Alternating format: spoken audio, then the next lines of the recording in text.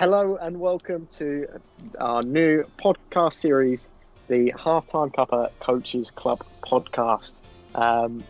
First in a new series, as we mentioned, and with it we have a star-studded panel this evening. And well, what better place to start than my right-hand man, as usual, Charlie Pumphrey. Welcome again to another podcast, Charlie. How are you? Good evening, Danny. I'm basically part of the furniture now. You can't get rid of me because the tips are all closed.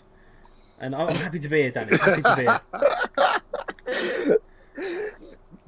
Brilliant. It's great to have you on as always, Charlie. And joining Charlie tonight, we've got two fantastic guests within the coaching world who are making, I believe, their debut with us this evening. So we have Rob Amanze, a really good friend of mine, a really good coach.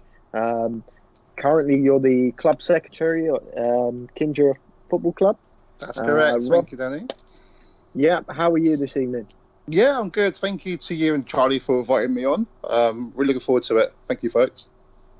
Brilliant. And joining Rob, we have Mo Jama, a fantastic football coach. I believe your girls are, under 15 now? I think they grow up so quick, your team.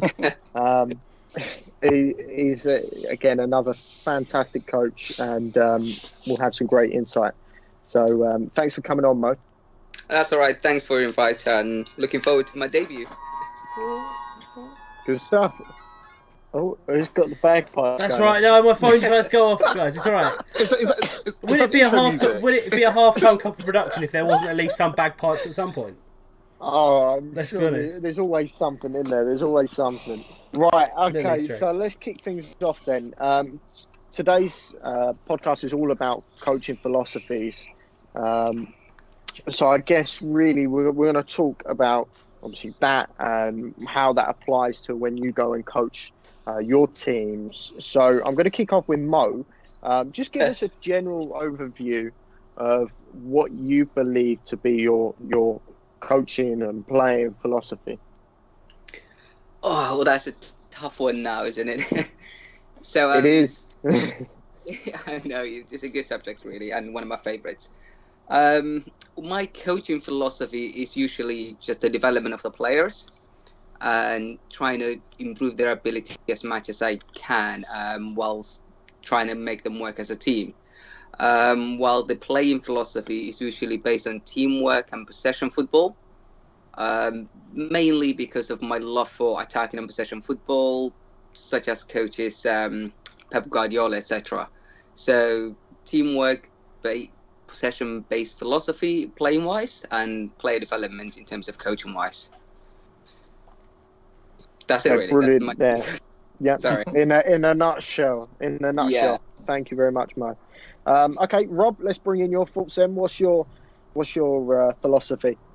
Okay. I think mine are very similar to Mo's. I mean, Mo and I, as with you, we've all worked together closely and coached together. So a lot of what Mo believes, I have a similar interest in. So from the play perspective, it is obviously the individual development and, I guess, support and encouragement. And then it's adding that to the collective, or having a real team unison and working as a whole, I guess, to one general goal. And then I guess we're looking, overall, like team philosophy and plan. I always like to have a team that is, I think, strong mentally. I think that's quite important to me as a coach. The technique, we develop, that's our role as coaches, but the mentality, I think, usually comes in from within. And it's really, I guess, improving that in the individual and then getting the teams kind of all work together, I guess, as a strong unit. That's kind of like what I like to work with when I'm coaching. Okay, brilliant stuff. Charlie, if you're finished with your bagpipes. Yeah, bagpipes are away. They're away. The coaching bagpipes. You can never finish with them. Yeah, I feel Let's hear your thoughts then. What? Go on. Go on. The bagpipes throw everything off. I think I'd probably echo a lot of the thoughts of Rob and Mo there, to be honest. That you try and develop players individually, but then you have to reinforce that the sum of the whole needs to be more than the sum of the parts, if that makes sense. That when you're a team, you need to learn to work together and you need to know when and where to support people and how we do that in the right way. I think that's almost just as important as being able to ping a pass first 30 yards is being able to turn around to a teammate and go, okay, what do I need to do to help the team do better than necessarily just, am I going to score 3 goals today? And I think my experience on it is obviously much less than you guys, so I'd be interested to know if there was anything there that you would do differently. Anyone want to jump in on that? Go on, I'll leave it to Rob. He's the most experienced person we have in here. But age, not by coaching, but thank you. I can't really add anything too much. I think Charlie's kind of knocked it, I think, out of the park. That last statement there is, what can I do for the team rather than what I can do individually? And most of us work with young children, or I guess adults who are young adults, as in 17 and 18. And that's what I was kind of alluding to about the mentality earlier. It's that belief that I'm buying into something more than just me. If I get better, that's great. But if the team gets better with me as well, that's even better. So, yeah, that's what I could add on top of what Charlie just said. Actually, I just want to jump in on that. Sorry, 1 second, Mike. Just jumping in. For me, that journey that, as you say, like going through having your team develop, maybe they're not the strongest team, but they develop together and they go on that journey. That's really special. And I think as a player, that's something that you enjoy, but obviously as a coach, that's so rewarding. So yeah, I completely agree with that. Mo, sorry, I cut you off. All over to you. No, you actually said what I was going to say anyway. Is so first of all, every coach has their own view and philosophy, but the most important is the player and the coach relationship.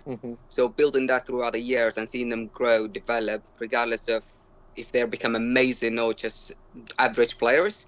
It's just the way you grow together and seeing them develop from A to Z. So that development part is really crucial. And as Rob said about the mentality side of it, sometimes it's really hard to coach the mental side of the game because you see them once or twice a week. But as they develop year on after year, they pick up your traits, they pick up your attitude and your style. So you see them grow into sometimes some fantastic kids, not just football players. So it's overall, it's the coach's mindset that actually trying to plant the seeds in their heads. And then if you are lucky to coach a team throughout the years for 5-6 years, then you will see the fruits bear. Just on that then, and we'll go back to you, Mo, first. Culture and team culture, how important is that to your team and to the teams that you've worked with? And how do you go about implementing culture within a team setup?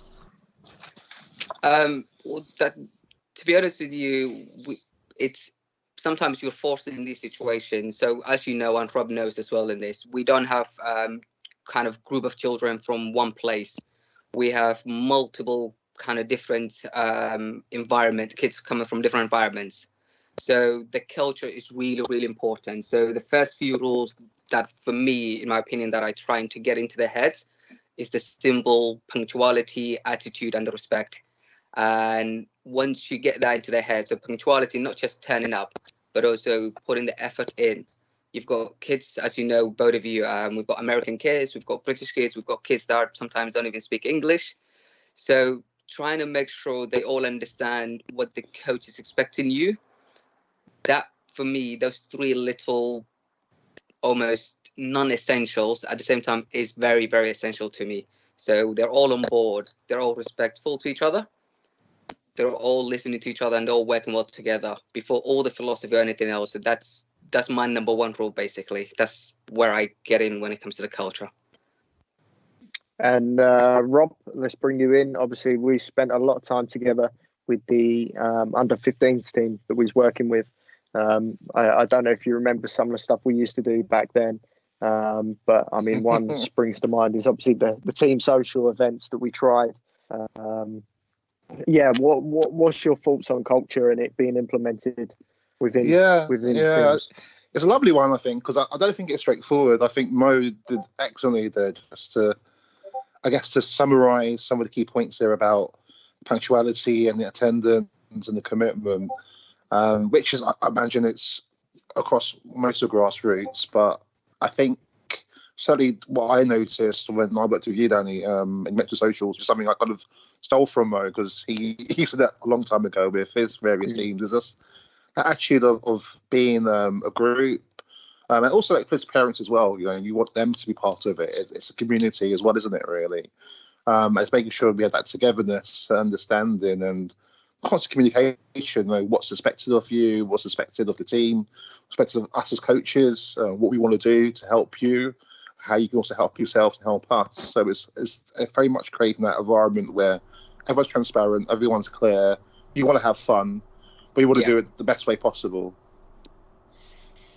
Spot on. I was just gonna say that's in a more broader way exactly how Rob said it. That's the best version to put it.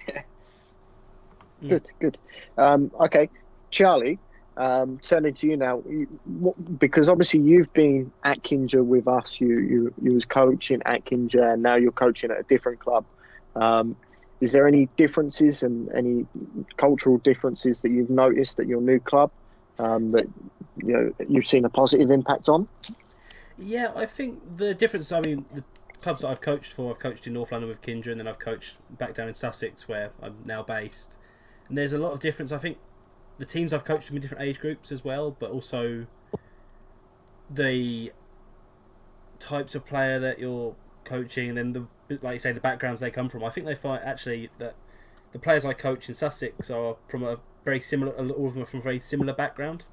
Whereas I think in some ways that can make it a little bit more difficult, because there's kind of that. Not everyone's coming from different places and kind of wanting different things. They're all coming, okay, I want to do this, and then you've got the pressure of parents coming in. And where I coach, there's a lot of that pressure to go, okay, because we're down the road from a Premier League football club. There's that kind of, is my child going to make it? Is my child is trying to actually change the culture of that and say, actually, we're not here to make your players Premier League footballers. We're here to coach a team of players, to put them together, and like you say, individually make them better, but just communicating that culture to parents as much as the players, because I coach at quite a young age group now. I've moved from coach, I think it was about under 13s, I ended up coaching in North London, and then came back here and was coaching at I'm coaching under 7 level now. It's more of communicating to the parents what you want, and I think that trickles through so clearly with players nowadays as much as any time, that if a parent thinks their player is good enough, that they will. There are different demands from parents. I mean, you have parents in, like, nowadays with social media and the group chat, we have like a WhatsApp chat now, as we have. You'll have a parent say one thing in one place, and then you'll have a private conversation with a parent where they'll tell you the complete opposite. And it's just trying to get that culture, trying to get that across as, okay, no, this is how we want to do things. And that's on a club-wide level now, is that what we're trying to do is go, okay, this is what we want from the parents, and then some of that's coming from the FA and some of it's coming from the club. Actually, this is what we think we should be doing. This is what we think to be acceptable, and where we want the players' mindsets to be. I think that's really important. It's just expectation managing as far as culture is, I think, really important.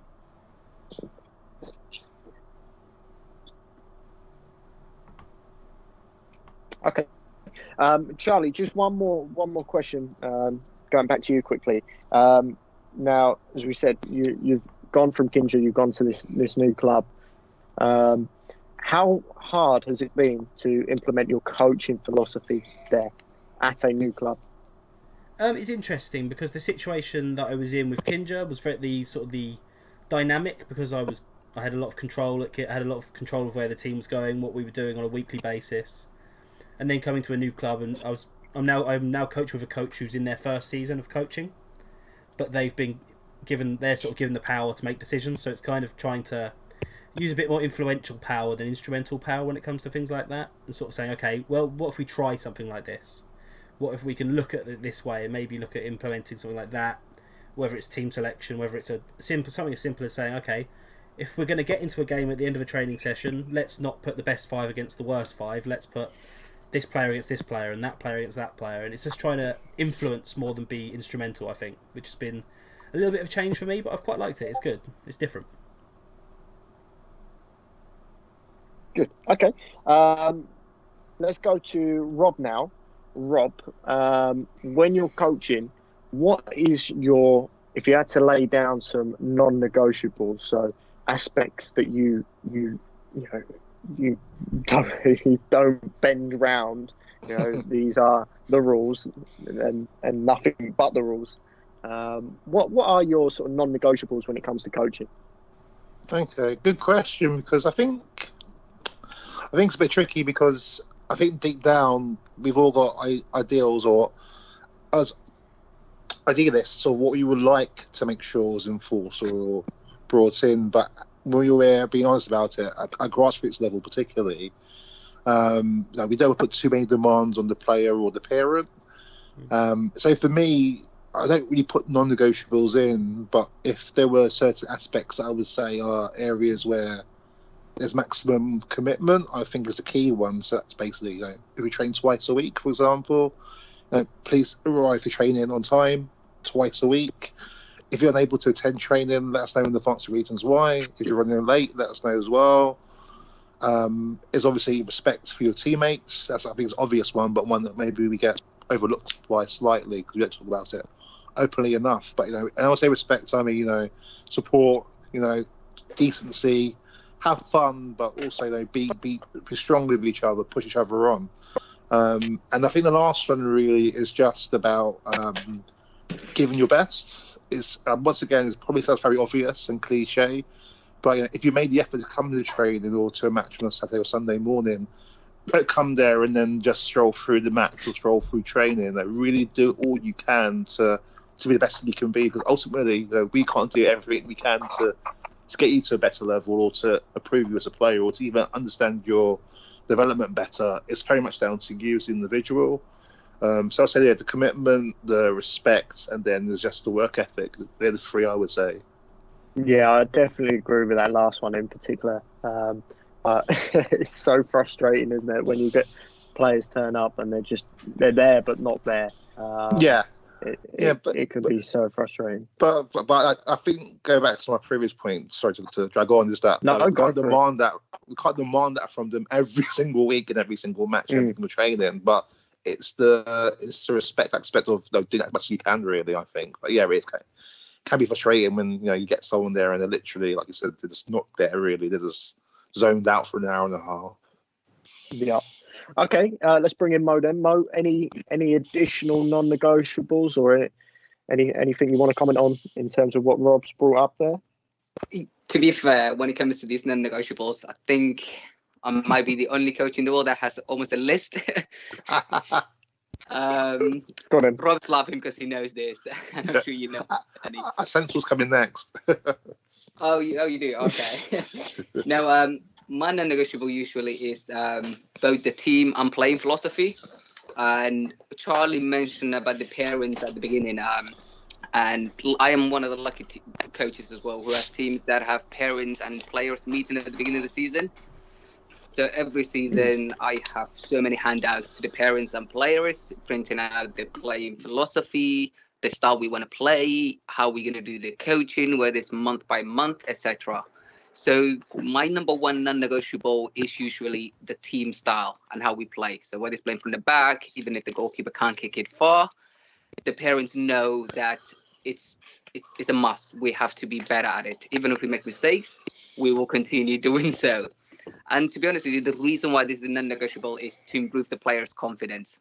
And you will see over time, the more they play from the back and they make mistakes at the beginning, later on, they'll have some sort of swagger and arrogance in their play and going through the thirds. So I have loads. I don't think we have enough time to go through, but the simple way to put it is the team philosophy and the playing philosophy are non-negotiable when it comes to me as a coach, to the players and the parents. But the parents know it. We have the meeting at the beginning of the season, put out the expectations, let them know this is what will happen. We will make mistakes, but the goal is by the end of the season, we will be the masters of these situations, these scenarios, these plays, these systems, these etc. etc. So yeah, so I do have a list, but in a nutshell, that's the main ones at the moment. Yeah, okay, that's fine. It's interesting you say about the team meetings with the parents. I'm sure gents, you could probably all agree. Having those kinds of meetings can sometimes be really, really beneficial. Certainly, all the times I think I've held one, it's been to some beneficial effect. So for anyone listening in who maybe coaches and has maybe not come across doing that before, I think having that team meeting, certainly with the parents at the start of the season, midway through the season, and at the end of the season, I think is really, really important. But I mean, that's just my opinion. Feel free to differ on that if anyone wants to. No, no, you're absolutely spot on. But sorry, go on, Rob. No. I mean, I think it's the team meeting is something that I originally, when I got into coaching, didn't really appreciate how important they are. I thought the relationship with the parent and the player kind of happens organically, just through talking, working together. But I think Mo and Danny are both kind of hit a key point there of it's that communication, isn't it, with the parent and the player, so they fully understand where you're coming from as a coach and what you want to achieve with their child. I think it's really, really important. I understand it now far more than when I first got into coaching. Yeah, to be honest with you, when I was younger, also when I was a kid, we didn't have that. I'm sure, Rob, you didn't have it either. Danny might be a bit different because you're younger than us, so it wasn't that far ago. A little bit. Okay. Yeah, no, I think we didn't have it. They started doing them. Okay. No, I didn't have it growing up. So all the way to U18, we would just start the season. The coach would tell us to run laps, etc., to work on fitness. Yeah. And that was the norm, to be honest with you. It's only when I got to coaching that, for some reason, and it's not because of TV or anything either. It was just, I just wanted one day just to tell the team, this is what we're going to do, etc., etc. And then one or two parents came back to me a day later and said, oh, we liked what you told the players, etc., etc. And then I went, would you guys like a meeting in that case as well? And they said yes. And ever since, it just became a habit. And 2 weeks ago, with the U15 girls I'm coaching, I've actually had a Q&A session with the parents as well. And it was really, really good. Me and Josh Bacon, who's my assistant coach at the moment, we were worried at the beginning. They would question us about sometimes the mistakes the girls make, the things they do, or the things that we're not good at. But all of them were really supportive, and they were talking about how much things have improved. How did you do this? Or how did you make the girls work together this way? How can we help you in these scenarios, etc.? So no, it's not something I grew up with or anything like that, but it's something really, really helpful, and I enjoy doing it because once you get to know the parents and you have these conversations, they become on your side and they help you with the actual players, and the development for the child also becomes much better because the coach and the parents are on the same page. Of course, you will get one or two parents that might not be on your page. Luckily, I don't have it with the team I'm coaching right now, but there will now and then be a parent that maybe doesn't think, oh, we should do something differently. So, yeah, but it's something really, really, I find it helpful. Yeah, and it's interesting. It really is because these meetings, certainly at the age group that I'm now working with, is more so with the players than the parents. Unfortunately, that's just the way it goes. So we have a lot of age group, Harry and I. Yeah, we have a lot more communication with the players directly rather than the parents, which has its pros and cons. Yeah. But as you say, it's I think across the board, no matter what age group you work at, you need to break down those barriers and make it clear for your philosophy to be sort of fed through to all parties, really. Okay. So let's bring in Charlie now. Charlie, you still there? Yeah, I'm still. Yeah, been listening intensely. It's been great.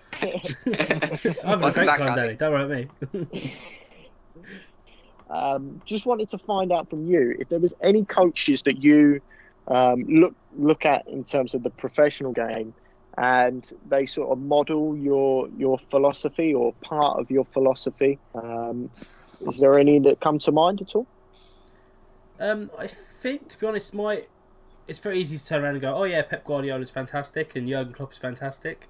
It's like, well, actually what they do is on a completely sort of different level to what we're suggesting, but there are things you can take from lots of different elite level managers at that sort of Premier League level. You look at, I think Chris Wilder would be the one that, from what he says, from how he sets his team up, how his team seem to play, that kind of, okay, there will be bits of individual quality, but we will win because our team is as a whole better. I think Leicester would probably Brendan Rodgers at Leicester would probably be a very similar one. That kind of, and Jurgen Klopp would be the top of the tree on that, where you can tell that his team as a whole play really well. But I think it's that not wanting to rely on individual brilliance to win games, to get performances, and that everyone is part of the project, that it's not just two or three individuals out of an 11. It's all 11 playing a part in getting what everyone wants to get out of it, rather than just what one or two people want to get out of it. I think that's where I would probably say, yeah, Chris Wilder would be the headline of that one. Chris Wilder. Interesting. Good Okay, guy. Rob, who would you look up to? So you asked me, Danny. Yeah. Okay. Yeah. Cool. Thank you. When you first put that together, I thought, do you mean like which managers looked at my work and said, yeah, I want to do that? But I don't know if that's the question, is it? It's the other way around. Yeah. I was thinking to myself, it's tricky because obviously, like Charlie said, we all want the elite coaches, that level of consistency and quality that they're able to implement, obviously with the coaching staff as well. But I think I'm a bit older than you three, so I come from there of the early 90s when I first started really understanding football, and there was an Italian coach called Arrigo Sacchi, who used to work at Milan. I don't know why you guys are laughing, because Sacchi at his time, it was all about sorry. I wasn't laughing about it. I was laughing in a good way because that's the one I was going to say, but continue. Oh, really? Cool. Yeah. Cool. I'm interested to hear why you picked Sacchi. So for me, he had a very structured 4-4-2 system, which almost seems quite archaic in this generation of football now.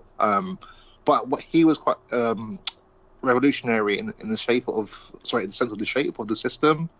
So it very much became almost like out of possession. It was very much closer to one defender. Sorry, two central defenders. The wing backs would push up. The midfielders would get tight in, and then the two strikers would basically go wide. It was very, very like groundbreaking in his style. And then without the ball, it was very, very like together, and no width allowed, and they channeled the ball into certain areas. So they're basically, it's kind of like a pressing system off the ball, but on the ball that's very expansive.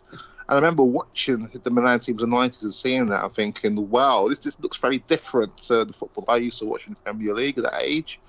And I've always wanted teams to almost play like that when I've worked with them. So when we haven't got the ball, it'd be really difficult to break down.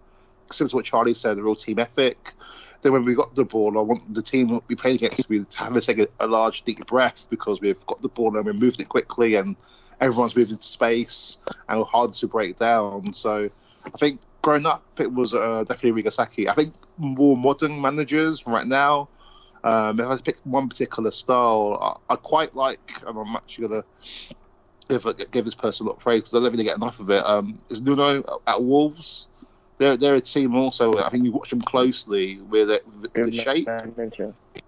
They play really, really good, expansive football, but they're also so hard to break down and beat. And that's something that I really respect in any coach, really. Yeah, okay, over to Mo then. Well, for me, it's not just one coach. However, there's a point with Arrigo Sacchi and also Carlo Ancelotti, Pep Guardiola. When I was in college, long time ago now, I did research in terms of playing and coaching styles. And one of the first YouTube video clips I watched about coaching, that was back in 2007, was Arrigo Sacchi actually doing a coaching drill.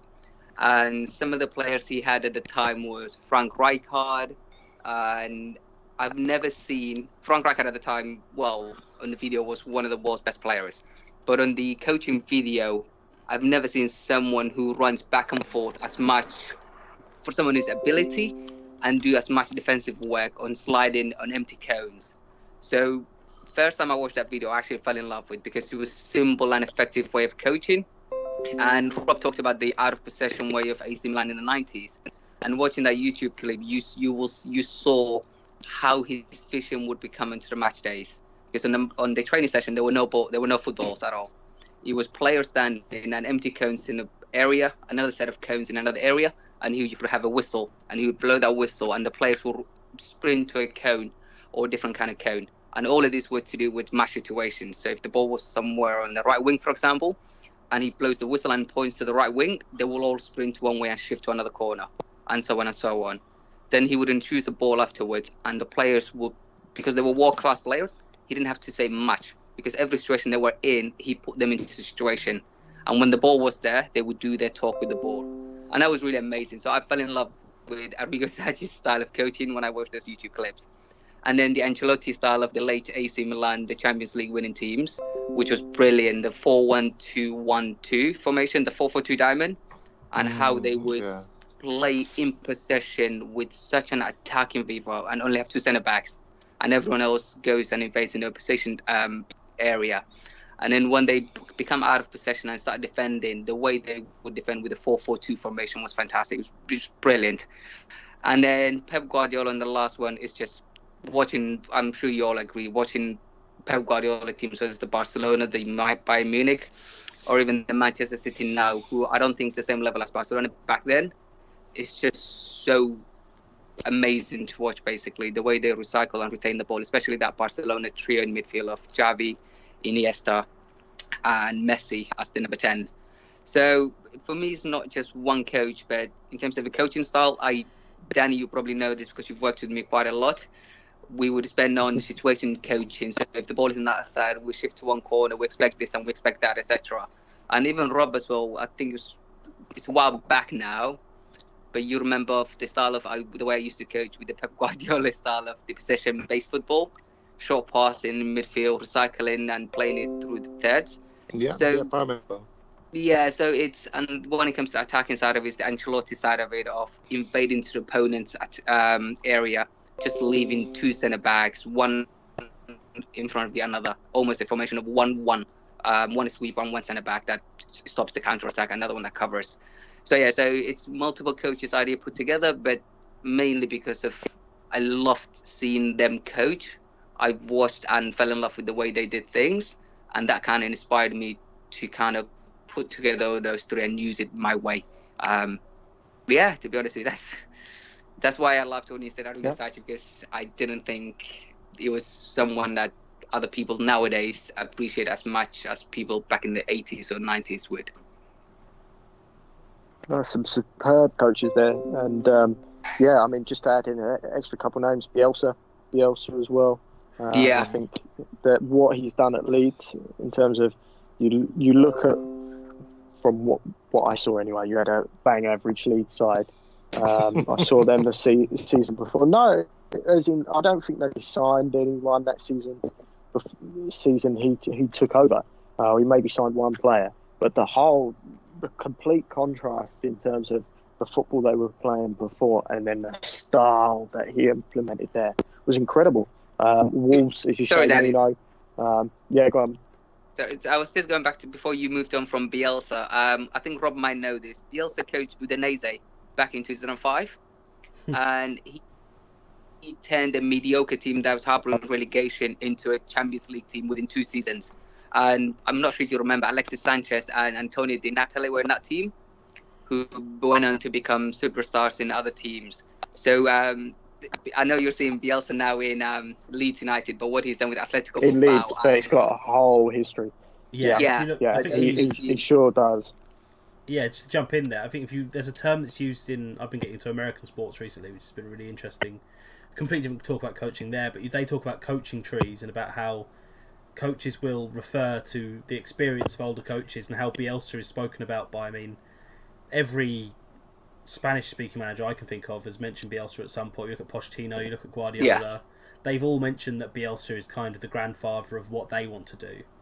And that kind of relentless play, whether it's on the ball, off the ball, in transition, I think Bielsa is very much sort of the grandfather of it all. Yeah, no, he's a great role model. And then obviously, as I said, just Nuno as well. I know, Rob, you brought him up. I think Nuno, incredible coach as well. Okay, final question just to finish off the podcast, because I don't want to keep you for much longer. This is a really good chat. We're going to go to Mo first, okay? I want to know if someone went to watch your team play today, what's the one thing you would want them to come away with? So for me, it would be if they come and watch my team that I work with, it would be either player empowerment. So they see the players empowered to make decisions, empowered to lead their own warm-up, or a brotherhood in terms of teamwork. I know, Rob, that was your term you used. What would yours be, Mo? Mine is actually much simpler than that. For me, is if someone came to watch my team today, it's just to say I've really enjoyed that game. Just enjoyed it, with whether it's the intensity of play, whether it's the passing game, whether it's the attacking, whether it's whatever they found it interesting, just to come away and say I've enjoyed that. Because we both know all of us gone to some youth matches over the years. And we've looked at it and went, this is not football. This is just crazy. This is just Sunday league football, etc. So now and then when you see a match and you go, I really enjoyed that game. That was a really good game I just watched. That is that's what I would like people to say if they came and watched my team one day. Okay, cool. Rob? That's very sweet from her, actually. I think we sometimes forget that we're there to also enjoy watching the football rather than just there to manipulate it and I guess hopefully get our team to play better and to win. But I think my one would probably be, and I think Charlie mentioned earlier about Bielsa. It's a tricky one because I think it's very demanding, but I think it's relentlessness. Let me explain that, please, if I can. It's more the case of if they're struggling or not playing well or the team isn't clicking, I really want someone to watch my team and go, Rob Amanze's team just doesn't stop. It always keeps playing. They always keep competing. They might be losing a game by a large scoreline, but they're still going to go up the other end of the pitch and attempt to score. That will give me a lot of pride, I think, as a coach, to know that my team would be looked upon in that way. So I would say that's a real relentless commitment to give everything during the course of that match. Okay, great. Let's bring in Charlie then. Charlie, to finish it all off. To be honest, I think I'd probably go somewhere in the middle of the 2 points there. I think you've kind of got that desire to push. Oh, we all good? Have I bugged out? Yeah, there you go. Yeah, I think you're back now. Oh, that's right. Cool. I can hear all you guys, so don't make me panic. Yeah, I think it's that case of never say die with my teams. It's always a case of reinforcing whether you're 4-0 up or 4-0 down, that the game is still there to be played. And that kind of relentlessness again. I think, to be honest, I'd probably agree entirely with Rob, but again with Mo, with that kind of, you want to play entertaining football as well, that you want there to be you want to go up against another team and sort of exhibit the skills that your players have and say, look, okay, whether come rain or shine, we need to kind of put ourselves out there and really keep, I think, focused and keeping on top of a game is really important, I'd say. Good stuff. Okay, well, great points there, chaps. That brings us to the end. Danny, what about you? Yeah, I want to hear you, Danny, yeah, for sure. I said mine. Yeah. I said mine. Mine was player empowerment, a united team, a brotherhood as such. And then, yeah, I guess you're right in terms of there is no better feeling than knowing that your team is continuously, working hard, even if things aren't going right. And I think that's something I've appreciated over the last few seasons in particular is, sometimes you're in situations where things are going against you and it's completely out of your hand. But it fills you with pride knowing that the boys are giving their all. And that's all you can ask. So that would be mine. I don't know if you guys agree or disagree with that. That's my final 3. No, it's everyone's opinion. There's no disagreement, and all of you are right. When we watch the Premier League or the teams we support, don't we all want them to never stop and just continue and hustle and work hard? So no, everyone is correct, and it's everyone's opinion, isn't it? It's what they think and the way they see the games played and the way they believe. So no, it's everyone's spot on. Yeah. Okay. Brilliant. So as I say, it's brought us to the end of today's podcast. So thank you very much, chaps. So it was a really good discussion. Thank I'm you for sure having we'll get us. you both on soon. Before we finish, what we normally do is we normally share our social media accounts, just so if anyone listening in wants to come and follow us on social media, they can do so. Let's go with Charlie first. Charlie, how can anyone listening in follow you on social media? Yeah, you can find me at on Twitter at Charlie Pumphrey. Nice and easy on that one. Okay, great. Rob? Well, I feel so grown up doing this, like a proper podcast. So you can find me on Twitter at Bobby Manz. That's BOBBYMANZ.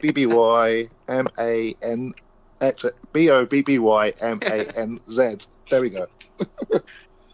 Yeah, don't forget, it's a Z. It's a Z. Right, Mo, how can we follow you?